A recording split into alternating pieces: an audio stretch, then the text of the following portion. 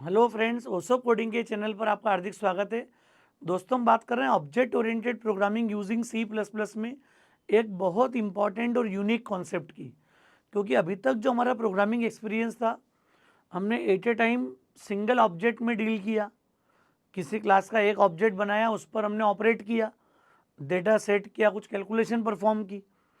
अब हम प्रोग्रामिंग में एक नेक्स्ट लेवल पर मूव कर रहे हैं, जहाँ पर एक सिंगल फंक्शन में now we can handle multiple objects. एक से ज़्यादा ऑब्जेक्ट अगर मुझे हैंडल करना है तो तरीका क्या होगा उसका, ये बहुत इसेंशियल है, बहुत इंपॉर्टेंट है।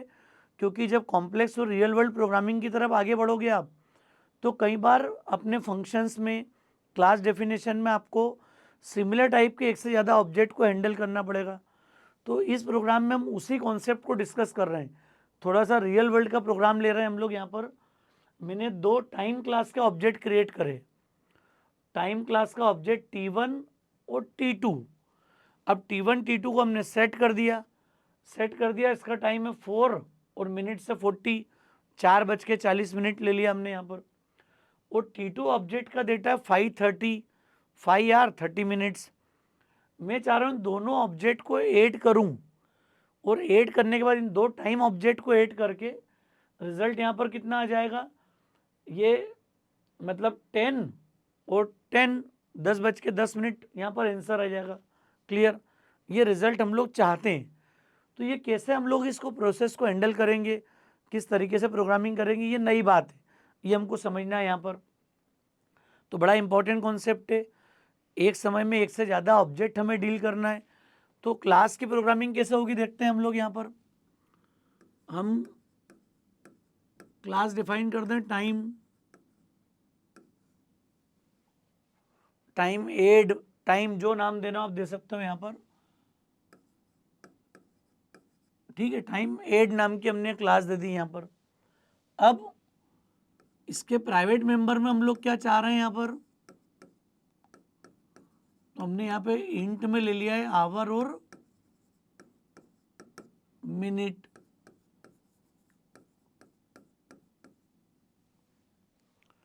और पब्लिक में फिर हम जो भी फंक्शन है उनका यूज करेंगे। तो यहाँ से मेन में हम लोग क्या क्या चाहते हैं, मैंने मेन डिफाइन किया।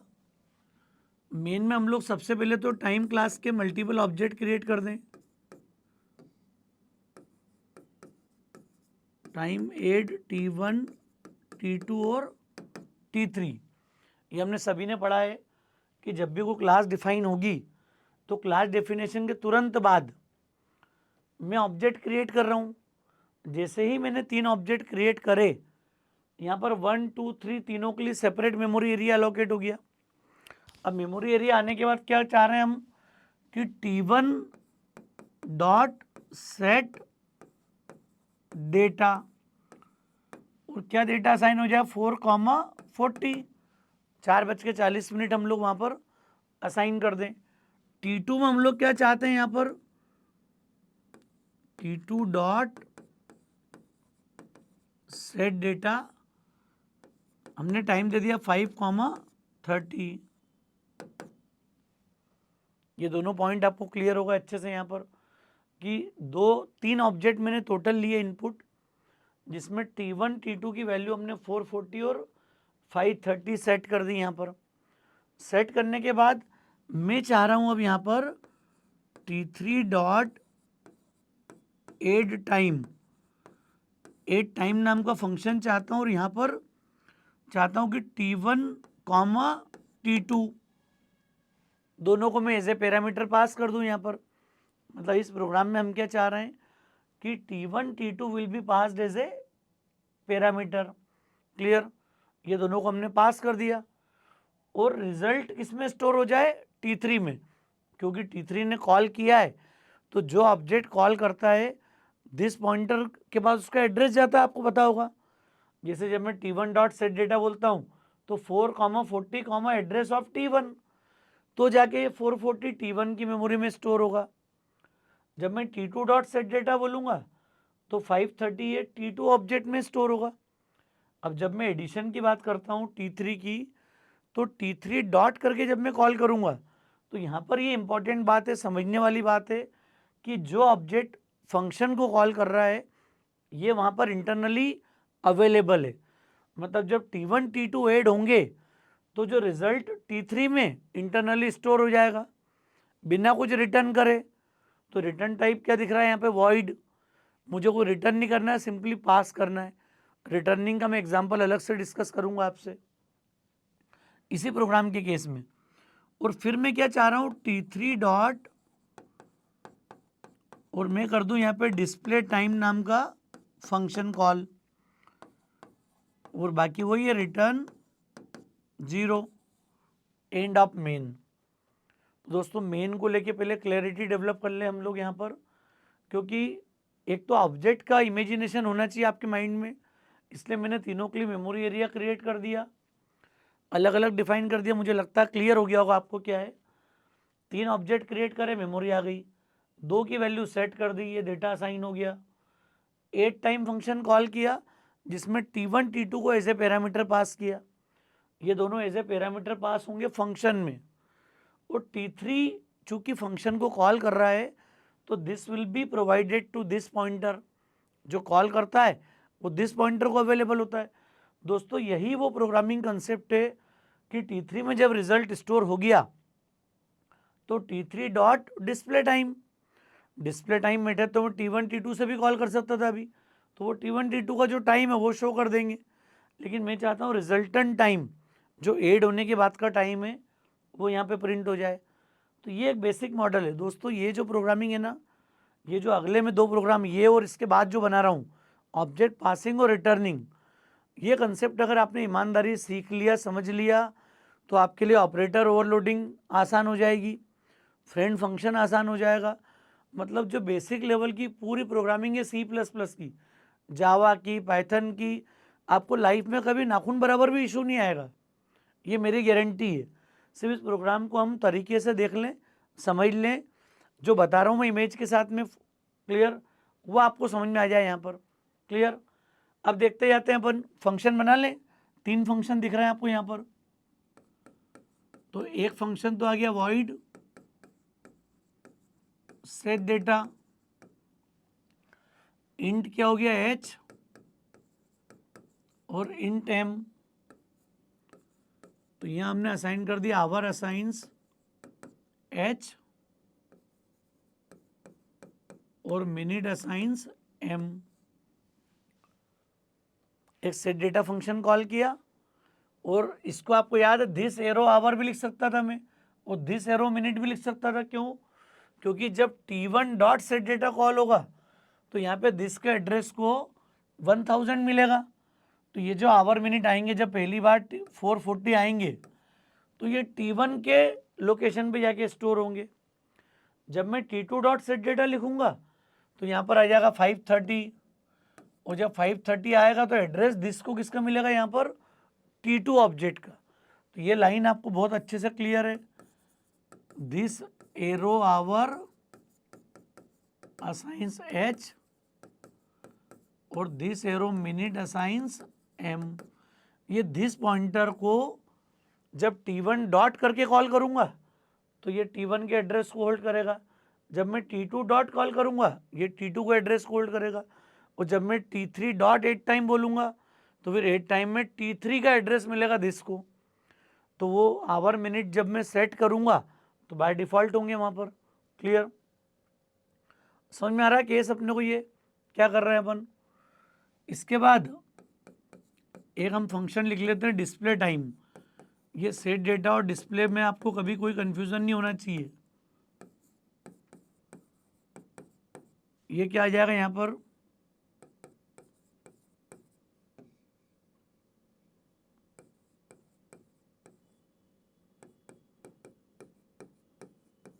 आवर इक्वल टू आवर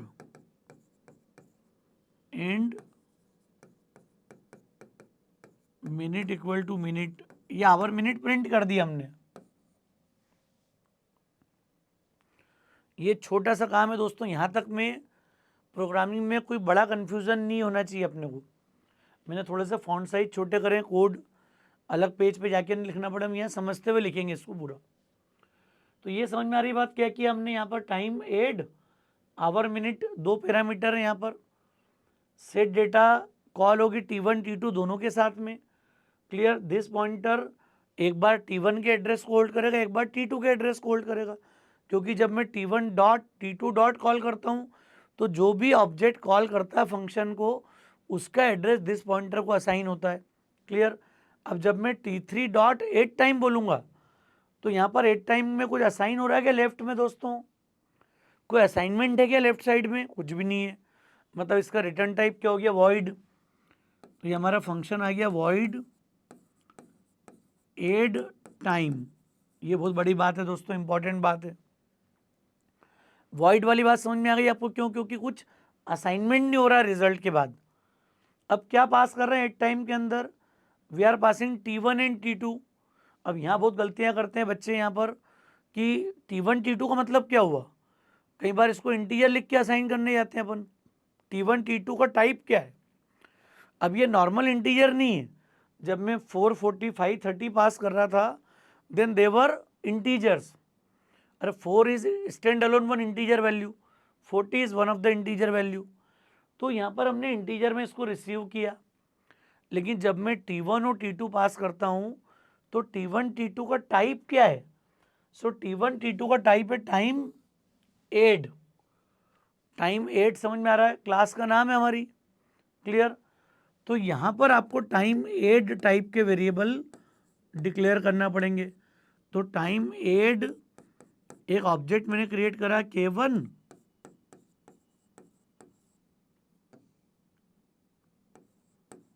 और टाइम एड K2 और ये बिगिन। दोस्तों यही आत्मा है ये जो फंक्शन अब लिख रहे हैं ना अपन, इसी की अगर आपने छोटी छोटी प्रैक्टिस डेवलप की तो ओप्स की प्रोग्रामिंग में कुछ भी नहीं है, बहुत आसान है। सारी मेहनत तो हमने सी में कर ली है पूरी, अब तो सिर्फ डिज़ाइन पैटर्न का खेल है बस। क्लियर। ऑब्जेक्ट कैसे इंटीग्रेट कर रहा है, कैसे दिस का रोल है। थोड़ा यहाँ टाइम ज़्यादा दो आप, इस जगह पे थोड़ा ज़्यादा टाइम दे दोगे तो आगे किसी प्रोग्रामिंग लैंग्वेज में कभी लाइफ में कोई कन्फ्यूज़न नहीं रहेगा, उप्स की प्रोग्रामिंग में खासकर। क्लियर। तो यहाँ क्या हो रहा है देखो, समझो इस बात को। अब जैसे ही मैंने K1 K2 बोला तो T1 की वैल्यू एक K1 ऑब्जेक्ट में कॉपी हो गई, ये बाय वैल्यू कॉपी हुआ दोस्तों, ध्यान रखना आप। एक 4500 पे एक K1 ऑब्जेक्ट बन गया, और K1 ने क्या किया, इसने T1 ऑब्जेक्ट की वैल्यू कॉपी कर ली। This is call by value, by value copy हुआ। तो जो ऑब्जेक्ट T1 था इसी का डेटा 440 K1 में असाइन हो गया। जब मैं T2 की बात करूंगा तो एक नया ऑब्जेक्ट और क्रिएट हुआ यहाँ पर, K2 5500 पे आ गया, आवर और मिनट यहाँ असाइन हो गया 530। समझो बात को, वो जो मेन में ऑब्जेक्ट बने ना वो अलग है। अब जब मैंने फंक्शन में ऑब्जेक्ट पास करे तो टाइम 8 K1 T1 पास हुआ, उसकी कॉपी क्रिएट हो गई K1 में, ये नई मेमोरी क्रिएट हो गई यहाँ पर। समझो बात को आप। जब मैंने टाइम 8 K2 बोला तो ये K2 ऑब्जेक्ट में ये T2 का डेटा कॉपी हो गया। This is call by value, जो कि जानते हैं हम लोग अच्छे से, पता है अपने को यहाँ पर। अब मैं क्या चाह रहा हूँ देखो, समझना। यहाँ पर मैं काफ़ी सारे एक्सपेरिमेंट इसी के साथ करूँगा, कॉलिंग के साथ में ही। अब T3 अंदर अवेलेबल है, इसको पास करा क्या हमने, क्योंकि जब मैं T3 डॉट 8 टाइम लिख रहा हूँ तो ये T3 का एड्रेस किसको मिल गया, दिस पॉइंटर को। क्लियर। मतलब जब जब मैं आवर मिनट को डायरेक्ट कहीं पर लिख रहा हूँ तो वहाँ पे दिस अवेलेबल है। तो यहाँ पर मैं लिख सकता हूँ दिस एरो आवर असाइंस। ये खाली नहीं लिखा मैंने, क्यों, समझाने के लिए। आपको याद होना चाहिए दिस इज ए पॉइंटर, और जब pointer user defined data type को पॉइंट करता है तो मैं स्टार के बजाय एरो ऑपरेटर का यूज करता हूँ। तो this arrow hour assigns K1 dot hour plus K2 dot hour. अरे दोनों के आवर आवर ऐड कर लिए हमने। जब 4 + 5 4+5 का मतलब समझ में आ गया। यहाँ T2 की वैल्यू कॉपी हुई K2 में, तो 4+5 कितना आ गया, T3 में आवर आ गया 9। अच्छा, मैं यहाँ दिस नहीं भी लगाता तो आपको ये समझ में आना जरूरी है अब कि जब जब मैं आवर को डायरेक्ट लिखूंगा तो ये कॉलिंग ऑब्जेक्ट को फोकस करेगा, जिस ऑब्जेक्ट ने फंक्शन को कॉल किया है। अभी कॉल किसने किया, T3 ने, तो यहाँ पे T3 का एड्रेस मिल गया आवर के पास, ये दिस के पास, उसने वहाँ से आवर उठा लिया और ये दोनों को ऐड करके 9 कहाँ पर रख दिया, T3 ऑब्जेक्ट की आर वैल्यू में। क्लियर। सो 9 इज असाइंड, देखो वहाँ पर कर दिया मैंने। नेक्स्ट में क्या चाह रहा हूँ अब, this arrow minute assigns K1 dot minute plus K2 dot minute. बहुत इंपॉर्टेंट बात है ये भी। क्या कर दिया आप, मिनट मिनट ऐड करो, 40 plus 30 70 will be assign to this arrow min, मतलब T3 के मिन में जाके कितना असाइन हो गया, 70। अब ऐसा टाइम बता सकते हैं कि अपन कि 9:70। अरे 70 minute again converted to the hour. Clear. Second लेते तो सेकेंड का भी कन्वर्जन करना पड़ेगा आपको प्रोग्रामिंग नीड के हिसाब से। तो यहाँ पर ये जो आवर है, ये जो मिनट है, इस पर हमने चेक लगा लिया, if minute greater than equal to 60 अगर हो तो हम लोग क्या कर देंगे, यहाँ पर मिनट असाइंस, क्या करोगे आप, मिनट असाइंस मिनट मॉड 60 या मिनट माइनस 60, जो आपकी इच्छा हो। या मॉड लगा लोगे तो भी वही मीनिंग है। क्लियर। 60 से मॉड लेगा वो, you will get 10। 70, clear, 70 mod 60 तो वो 10 दे देगा आपको, 70 माइनस 60 भी 10 देगा। तो ये मिनट माइनस हो गया, जैसे 60 मिनट माइनस करूंगा ये आवर को बढ़ा देगा प्लस प्लस। समझ में आ रही है दोस्तों बात, क्लियर हो गया, मीनिंग समझ में आएगी अपने को। यहाँ पर क्या करा हमने, ये इफ स्टेटमेंट कंपलसरी है चेकिंग के लिए कि मिनट अगर आपका 60 से ग्रेटर होगा, इक्वल होगा, 60 भी आ जाए तो माइनस कर दे और आवर को बढ़ा दे उस केस में। क्लियर। तो यहाँ पर क्या हुआ, 70 माइनस, तो ये कितना हो गया 10, और 9 आवर कितने बढ़ के कितना हो गया 10, तो 10:10 आ गया रिजल्ट में। अच्छा, रिटर्न करना है क्या कुछ, रिटर्न टाइप तो वॉइड है और रिजल्ट ऑलरेडी T3 में स्टोर हो गया है, T3 मेन में हमारे पास। क्लियर। तो बिना कुछ रिटर्न करे एंड ऑफ द फंक्शन और end of the class. Clear. इसी पेज पे हमारा काम हो गया, सेम पे ही। क्या क्या करा देखो, आप समझो इस बात को। सेट डेटा फंक्शन आ गया, T1 T2 सेट हो गए। डिस्प्ले टाइम जब मैं कभी कॉल करूंगा, चाहे मैं T1 के लिए करूं T2 के लिए करूं, तो ये आवर मिनट को प्रिंट कर देगा। क्लियर। अब हमने यहाँ पर देखा है वॉइड वाला कॉन्सेप्ट, सिंपली पासिंग। हमने ऑब्जेक्ट पास कैसे करें यहाँ पर। क्लियर। तो जैसे मैं ऑब्जेक्ट पास कर रहा हूँ, ये तरीका है कॉल बाय वैल्यू का। और कॉल बाय वैल्यू आप नो अच्छे से, जितना डेटा मेन प्रोग्राम में होगा फंक्शन में उसकी कॉपी क्रिएट होगी। तो T1 और T2 की कॉपी क्रिएट कर ली K1 K2 फंक्शन बॉडी में, ऐड करा, रिजल्ट स्टोर करा T3 के अंदर हमने यहाँ पर, और T3 में जब रिजल्ट आ गया तो T3 डॉट डिस्प्ले टाइम, जैसे मैं डिस्प्ले टाइम कॉल करूँगा ये आवर मिनट प्रिंट कर देगा यहाँ पे 10:10। तो हमने दो टाइम ऑब्जेक्ट को ऐड किया और जो एडेड ऑब्जेक्ट का जो रिजल्ट है वो T3 डॉट डिस्प्ले टाइम से हमने प्रिंट कर दिया। क्लियर। ये बात समझ में आ रही है आपको, बहुत क्लियरली समझ में आना चाहिए। तो ये प्रोग्राम दोस्तों बन गया हमारा सिंपल प्रोग्राम जब मैं किसी ऑब्जेक्ट को पास करता हूँ।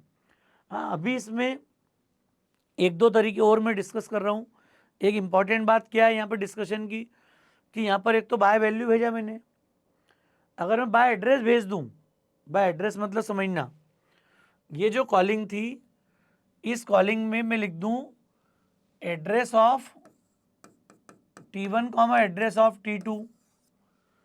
8 टाइम में कॉल करा मैंने address of T1 comma address of T2, तो जब मैं address of T1 address of T2 लूँगा तो यहाँ पे रिसीव कौन करेंगे इसको, PTR1 और स्टार PTR2। अरे जब मैं एड्रेस भेज दूंगा तो यहाँ फिर ये आवर मिनट रिसीव नहीं करेंगे, we will receive 2 pointers, 2 pointer में इसको रिसीव करेंगे हम लोग। और जब 2 पॉइंटर बनेंगे तो ये भी वही हो गया दिस तरीका। अरे दिस तरीका हो गया मतलब PTR1 arrow hour, PTR2 arrow our. तो ये कैसा हो जाएगा, K1 डॉट की जगह हो जाएगा PTR1 arrow hour, PTR2 arrow hour. Clear, PTR1 arrow minute, PTR2 arrow minute. अगर मैं यहाँ पर एड्रेस भेज दूँ इन दोनों के तो फिर यहाँ पे स्टार आ जाएंगे, time add star PTR1, time add star PTR2। और जहाँ जहाँ K1 डॉट लिखा है सब जगह आ जाएगा PTR1 arrow, PTR2 arrow, are minute जो भी हो, क्योंकि एरो ऑपरेटर हमने पढ़ा है, pointer to user defined data type, pointer to class. Clear, तो एरो के थ्रू हम लोग काम कर लेंगे यहाँ पर। हालांकि अब हम पॉइंटर को प्रिफर नहीं करते हैं। आपको याद होगा नया कॉन्सेप्ट हमने पढ़ा था रेफरेंस वेरिएबल। रेफरेंस वेरिएबल का कॉन्सेप्ट देखा था हमने, पॉइंटर की पूरी कॉम्प्लेक्सिटी एलिमिनेट हो जाती है, न स्टार का कॉन्सेप्ट न एरो का कॉन्सेप्ट। जैसा नॉर्मल ऑब्जेक्ट बिहेव करता है वैसे ही हम लोग रेफरेंस वेरिएबल के साथ में यूज़ कर सकते हैं। तो रेफरेंस वेरिएबल का थॉट क्या हो गया, ये कॉलिंग ऐसी कैसी रहेगी, सेम सेम रहेगा, अब कोई चेंज नहीं, ना तो बाय वैल्यू ना बाय एड्रेस चलेंगे, वो भी आप सारे तरीके चला के देखना फुर्सत में, बढ़िया। क्लियर, अब चेंज क्या हो गया यहाँ पर, अब ये चेंज हो गया रेफरेंस ऑफ K1 और रेफरेंस ऑफ K2। ये दोस्तों तरीका हमको लाइफ लॉन्ग एडॉप्ट करना है। ये जो तीसरा वाला तरीका मैंने लिखा ना यहाँ पर, क्या हो गया देखो, अब आप, अब ये मेमोरी बच गई, ये जो एक्स्ट्रा मेमोरी बाय वैल्यू में लग रही थी ये पूरा फिनिश काम, गए दोनों ऑब्जेक्ट K1 K2। अरे दो ऑब्जेक्ट बचे क्या यहाँ पर, अब क्यों नहीं बचे, क्योंकि now we are using reference variable. और रेफरेंस वेरिएबल क्या बोलता है, अगर कोई ऑब्जेक्ट पहले से है तो K1 K2 will be treated as a object reference, will be treated as a object alias, synonym.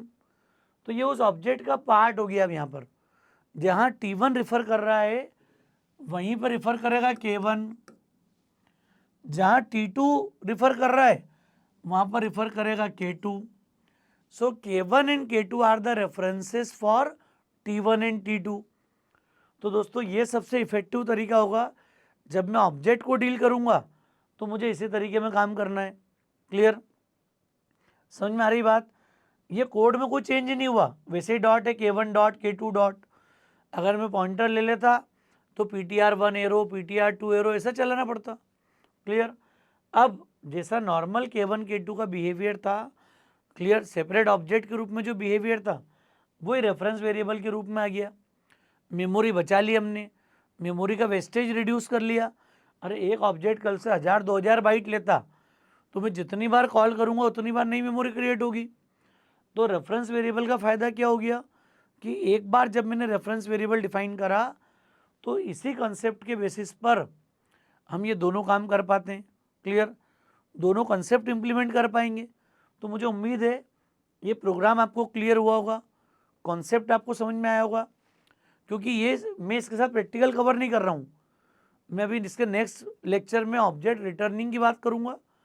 दोनों क्लियर होंगे तो एक सेपरेट प्रैक्टिकल लूँगा मैं, जो ऑब्जेक्ट पासिंग रिटर्निंग का एक साथ कवर करेंगे हम। क्लियर, तो ताकि आपको फोकस रहे, पहले कॉन्सेप्ट क्लियर हो। मैंने जितना आपके साथ में डायग्राम बना के डील किया है उसी तरीके को आप अडॉप्ट करो, आपको क्लियर हो जाए कि दिस पॉइंटर अंदर कहाँ पर है कहाँ पर नहीं है। क्लियर, और ये आर मिनट मैंने डायरेक्ट लिखे हैं, क्यों, क्योंकि मैं दिस पे अप्लाई कर रहा हूँ। यहाँ दिस लिख सकते थे अभी आप, this arrow minute, this arrow minute, this arrow hour, सब जगह आ सकता था, क्योंकि यहाँ पर दिस है।